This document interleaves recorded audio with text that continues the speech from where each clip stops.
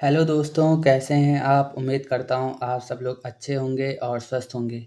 आज हमारा उत्तराखंड का छठवां प्रैक्टिस सेट है। इसकी जो टारगेट स्कोर रहेगा इसमें 15। अगर आपने इसकी पहले पीडीएफ सॉल्व करनी है तो पीडीएफ मैं टेलीग्राम में डाल दूंगा, और जो टेलीग्राम की लिंक है वो मैं इस वीडियो के डिस्क्रिप्शन में डाल दूंगा। चलो आज की वीडियो शुरू करते हैं। पहला प्रश्न है, पंवार वंश की शब्दावलियों में कौन सा विकल्प सत्य है? देखो, हमने यहाँ पे सत्य विकल्प का चयन करना है। पहला विकल्प है राज्य का सर्वोच्च मंत्री टीका, तो ये हो जाएगा गलत। राज्य का सर्वोच्च मंत्री होता था मुख्तार। मुख्तार। परगना का प्रशासक कलाल। कलाल नहीं होता था, कलाल होता था शराब बनाने वाला। और परगने का सैनिक प्रशासन फौजदार के पास होता था। फौजदार। अगला है युवराज। युवराज को रजवार नहीं कहते थे, युवराज को कहते थे टीका, और रजवार हम राजा को कहते थे। अगला है राजधानी सुरक्षा। राजधानी की सुरक्षा गोलदार क्या करते थे? तो ऑप्शन डी इसका सही आंसर हो जाएगा। हमारा अगला प्रश्न है, कुमाऊं के रस्म रिवाज पुस्तक के लेखक कौन है? कुमाऊं के रस्म रिवाज ये पुस्तक लिखी पन्नालाल। ऑप्शन बी इसका सही आंसर है। हमारा अगला प्रश्न है, निम्न में कौन सा ताल नैनीताल में स्थित है? नैनीताल में कौन कौन सा ताल है ये बताना है। विकल्प 1 सूखा ताल। सूखा ताल तो है नैनीताल में। विकल्प 2 सुकुंडा ताल। सुकुंडा ताल नहीं है, सुकुंडा ताल आपके बागेश्वर में है। बागेश्वर। विकल्प 3 कोफारी ताल। कोफारी ताल भी आपका बागेश्वर में है, यही लिख देना बागेश्वर। तरण ताल। तरण ताल भी आपका हल्द्वानी नैनीताल में स्थित है। तो आपका विकल्प 1 और 4 सही है। ऑप्शन सी इसका सही आंसर हो जाएगा फिर। हमारा अगला प्रश्न है, यमुना व टोंस के संगम पर कौन सा स्थान स्थित है? यमुना व टोंस के संगम पर है आपका कालसी। कालसी से आपका सम्राट अशोक का शिलालेख भी मिला है वहाँ से। हमारा अगला प्रश्न है, निम्न में कौन एक सुशिर वाद्य यंत्र है? सुशिर वाद्य यंत्र हो गया आपका भौकर। ऑप्शन डी इसका सही आंसर है। जौया भी होता है एक। देखो, हुड़का आपका होता है चर्म वाद्य यंत्र। चर्म वाद्य यंत्र होता है हुड़का। मंजीरा आपका होता है धातु या घन वाद्य यंत्र होता है। सारंगी आपका एक तार वाद्य यंत्र होता है। फिर ऑप्शन डी इसका सही आंसर हो जाता है। हमारा अगला प्रश्न है, किसी की नज़र उतारने के लिए गाए जाने वाले गीत को क्या कहते हैं? नज़र उतारने के लिए गाए जाते हैं रखियाली गीत। ऑप्शन बी इसका सही आंसर है। बाकी ऑप्शन देखते हैं। भटवाती गीत। भड़वाती गीत। देखो, जो वीर सैनिक भड़ होते थे ना, उनकी वीर गाथाएं गाई जाती है भड़वाती गीत में। फॉफटी गीत क्या होता है? ये गढ़वाल की महिलाओं द्वारा गाया जाता है फॉफटी गीत। बैर गीत ये कुमाऊं में प्रचलित है। कुमाऊं में वो जो तर्क वितर्क करते हैं ना, उससे रिलेटेड है ये बैर गीत। तार्किक प्रश्नोत्तर गीत। देखो दोस्तों, मेरी वीडियो से आपका अच्छा सा रिवीजन हो जाता है, ये तो है। हमारा अगला प्रश्न है, किस मंदिर की शैली असत्य है? बैजनाथ मंदिर की नागर शैली है, सही है। बैजनाथ की हो गई, बागनाथ की हो गई, इन दोनों की नागर शैली होती है। अगला है कटारमल का सूर्य मंदिर उत्तराखंड शैली, सही है।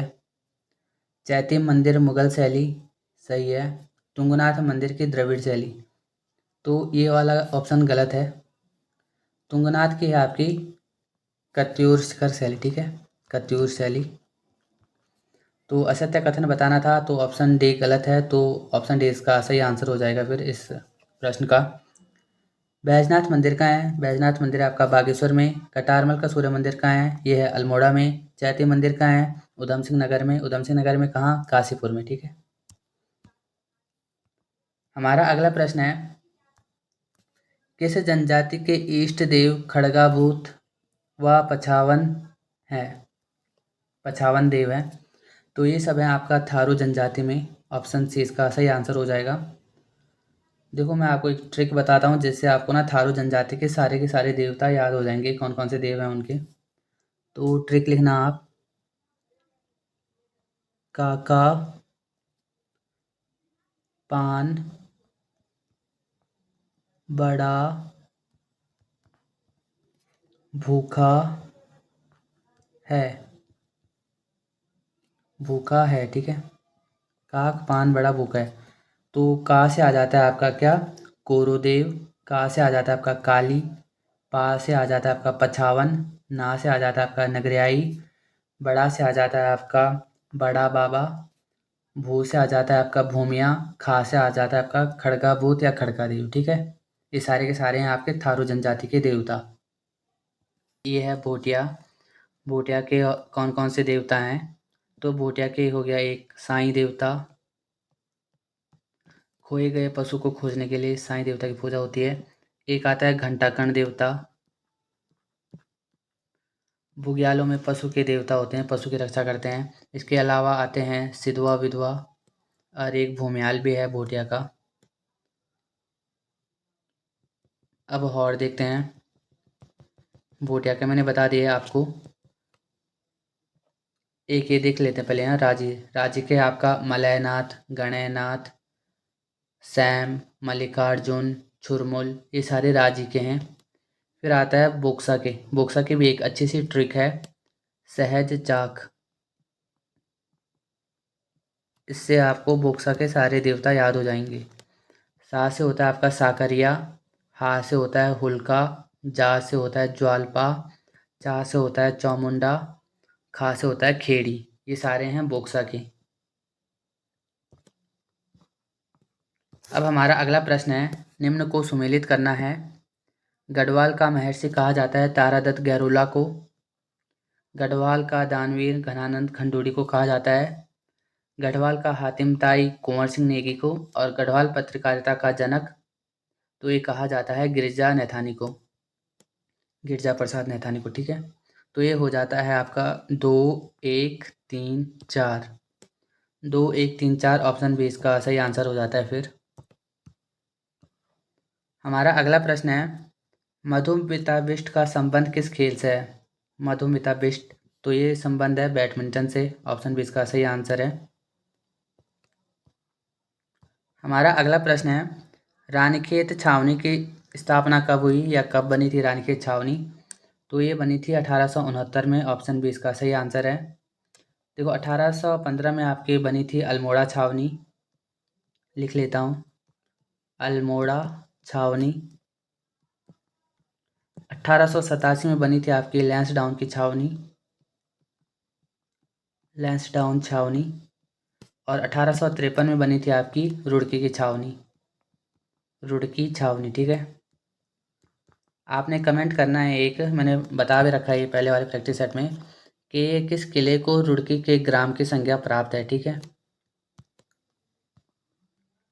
हमारा अगला प्रश्न है, निम्न में कौन सा विकल्प बोक्सा जनजाति के संबंध में गलत है। 1950 में अनुसूचित जाति में शामिल किया गया, सही है। 1956 में अनुसूचित जाति से हटाकर पिछड़ी जाति में शामिल किया गया, सही है। 1967 में अनुसूचित जनजाति में रखा गया, सही है।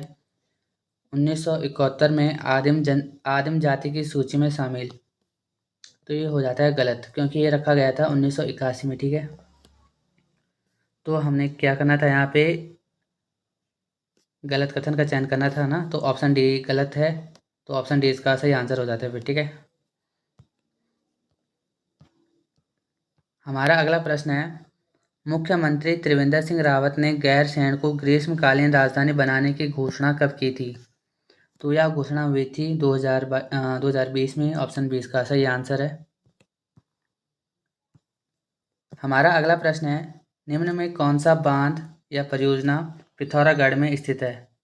पिथौरागढ़ में कौन सा बांध स्थित है, ठीक है। तो ऑप्शन ए इसका सही आंसर है, सीराकाट बांध। बाकी ऑप्शन पे बात करते हैं, खोदरी बांध देहरादून में है। रामबाड़ा परियोजना ये है आपका रुद्रप्रयाग में, रुद्रप्रयाग। खोदरी था आपका देहरादून में, ठीक है, देहरादून। देखो रामबाड़ा परियोजना रुद्रप्रयाग में है, किस नदी पे है? मंदाकिनी नदी पे है। फाटा बुयांग परियोजना भी आपका रुद्रप्रयाग में है, किस नदी पर है? मंदाकिनी नदी पर है। चलो अगले प्रश्न पर चलते हैं। वन विभाग की प्रशासनिक इकाई को बढ़ते क्रम में व्यवस्थित करना है। तो पहले सबसे छोटा, फिर बड़ा, फिर बड़ा और फिर बड़ा, ठीक है। तो सबसे छोटा है बीट, फिर आता है रेंज, फिर आता है डिवीज़न, फिर आता है सर्किल। ऑप्शन बी इसका सही आंसर हो जाता है। फिर हमारा अगला प्रश्न है 18वीं वन रिपोर्ट 2023 के अनुसार सर्वाधिक वनाग्नि की घटना कहाँ देखी गई? सर्वाधिक वनाग्नि की घटना देखी गई आपके नैनीताल में। पहले नंबर पर है नैनीताल, फिर है पौड़ी, फिर है अल्मोड़ा। और जो सबसे कम वनाग्नि की घटना हुई, सबसे कम वनाग्नि देखी गई, तो वो देखी गई हरिद्वार में। हमारा अगला प्रश्न है 2011 जनगणना के अनुसार सबसे कम अनुसूचित जनजाति कहाँ निवास करती है? तो सबसे कम अनुसूचित जनजाति यानी कि एसटी की बात हो रही है। तो सबसे कम एसटी रहती हैं रुद्रप्रयाग में। देखो सर्वाधिक एसटी रहते हैं उधम सिंह नगर में, और सबसे कम तो बता दिया रुद्रप्रयाग में। प्रतिशत की दृष्टि से भी सर्वाधिक एसटी उधम सिंह नगर में रहते हैं। प्रतिशत की दृष्टि से सबसे कम एसटी टिहरी में रहते हैं। प्रतिशत में टिहरी हो गया, और नॉर्मल अनुसूचित जनजाति में सबसे कम रहते हैं रुद्रप्रयाग में, ठीक। और बात करते हैं, देखो एसटी तो हमने पता कर दिया, फिर आता है एक एससी। देखो एससी में सर्वाधिक जनसंख्या एससी की कहाँ है? हरिद्वार में। प्रतिशत में सर्वाधिक एससी कहाँ है? तो प्रतिशत में सर्वाधिक एससी आते हैं आपके बागेश्वर में। देखो सर्वाधिक की बात हो गई एससी में, तो और फिर आता है एससी में सबसे कम जनसंख्या कहाँ है? एससी में सबसे कम जनसंख्या आपके चंपावत में। और प्रतिशत में सबसे कम एससी कहाँ है? प्रतिशत में सबसे कम एससी है देहरादून में, ठीक है। चलो अगले प्रश्न पर चलते हैं। हमारा अगला प्रश्न है महक क्रांति नीति के तहत डैमस्क रोज वैली निम्न में किस जिले में विकसित की जा रही है? देखो डैमस्क रोज वैली आपके चमोली में विकसित की जा रही है, चमोली और अल्मोड़ा में, ठीक है। चमोली और अल्मोड़ा में, तो ऑप्शन ए इसका सही आंसर है। पौड़ी में महक क्रांति के तहत कौन सी वैली विकसित हो रही है? पौड़ी में हो रही है lemon grass valley, lemon grass. Pithoragarh में हो रही है मिंट वैली, और हरिद्वार में हो रही है लेमन ग्रास और मिंट वैली, दोनों, ठीक है।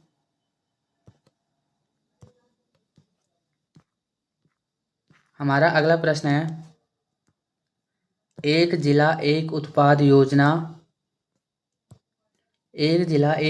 योजना में बागेश्वर से किस उत्पाद को शामिल किया गया है?